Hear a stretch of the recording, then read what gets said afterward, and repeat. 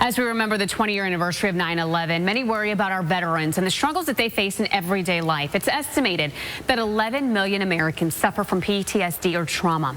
And military veterans are 22% more likely to die by suicide than a civilian. The most grim statistic, 22 veterans die by suicide every day. But as ABC Action News anchor Wendy Ryan tells us, one local nonprofit organization is looking to change that number to 0. I have so many friends that have committed suicide.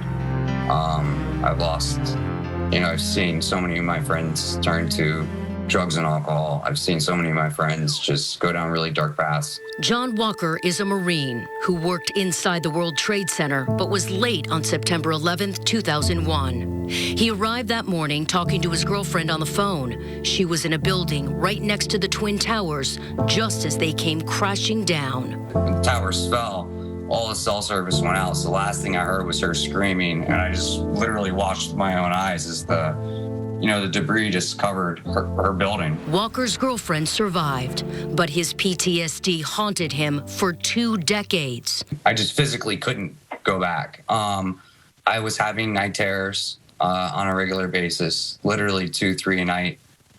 For 20 years. On the night of 9/11, Walker spent hours looking for survivors at Ground Zero. And ever since, he's felt guilty. He couldn't save a single soul on that tragic day.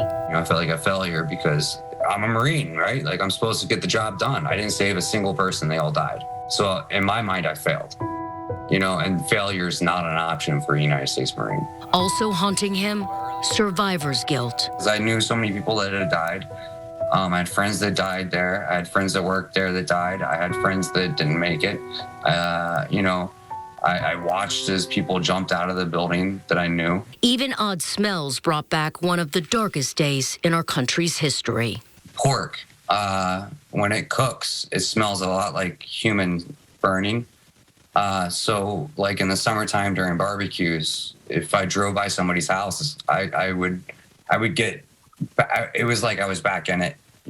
Like I would shut off completely. But then he met Dan Jarvis. And I'll say it with 100% certainty, you can heal PTSD, and it can be relatively quickly. It doesn't require talking about it, doesn't require years and years and years of therapy, doesn't require medication. Jarvis is the founder and president of 220.org. He helped change Walker's life overnight. It really does cure you. It really does help you. It doesn't help. It puts those emotions where they need to be. So how does this therapy work? Jarvis says the practice disconnects your emotions from the traumatic memory through a process called Trauma Resiliency Protocol, or TRP. That process is called visual kinesthetic disassociation, and we don't use any details. In your mind, create an image in your mind before your traumatic event occurred, and drain the color out of it, turn it into a black and white picture. And you're doing all of these guided imagery visualizations. And then you find an endpoint after the trauma was over, and you're making another picture, and you're using what they remember at that time. And then he helps that person disassociate from the traumatic memory like it's a movie you're watching as an observer, not as a participant. And we may have to do things like manipulate the visual spectrum. Maybe you have a 75-inch TV. Well, let's shrink it down to a 27-inch TV.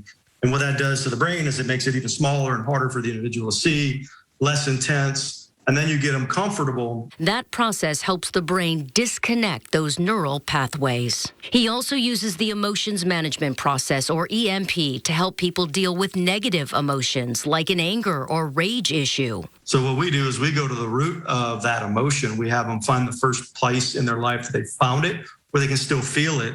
And then we trigger that emotion, and then we reset the emotion by allowing them to look at it objectively versus subjectively. For both TRP and EMP processes, they don't allow the individual to talk about their trauma or past experience, so they're not reliving the memory. So if you're struggling with PTSD or any kind of trauma, Jarvis says, don't give up. For that person out there who says they've tried everything, I guarantee you've not tried everything. All right, we are a veteran organization, and we're here to serve you and your family. And Walker wants to remind everyone, reach out before it's too late. Number 1, you're not alone. Number 2, this works. Number 3, there is a better way. We don't have to live that way anymore. That was our Wendy Ryan reporting.